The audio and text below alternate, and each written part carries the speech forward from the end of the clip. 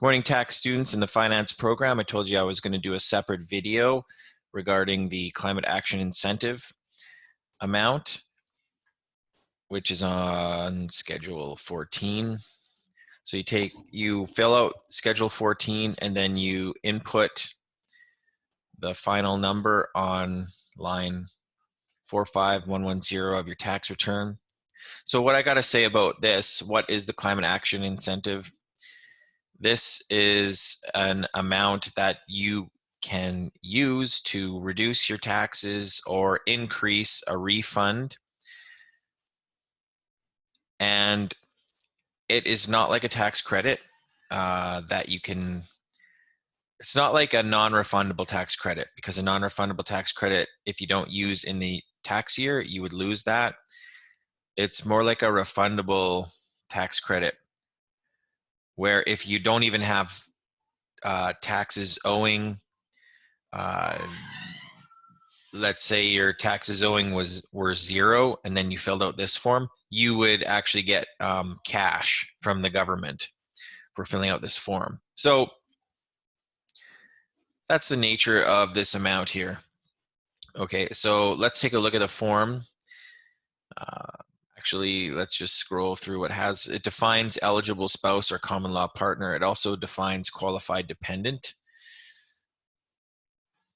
Okay, and you can put a base amount on here. So this is just for you as the taxpayer, and then the amount for an eligible spouse or common law partner. So if your eligible spouse or common law partner meets the definition on the form, then you can claim an amount for them. If you've got an amount for a single parent's qualified dependent, you can put an amount here as well. And this is defined in the form as well. Okay, you could also claim amounts for qualified dependents. So you put number of qualified dependents here, and then there's an amount for them. And then there's an additional 10% added on to the climate action incentive if you live in a small or rural community. And the definition for this comes from the Census Metropolitan Area on December 31st, 2019, as defined by Statistics Canada. So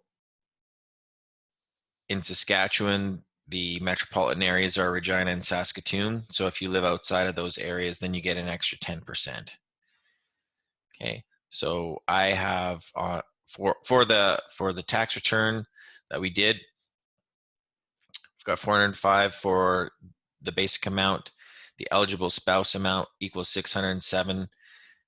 I'm going to say that this couple does live outside of metropolitan areas, so they would take their $607, multiply it by 10%, and get an extra $60.70, which equals $667.70 for this couple.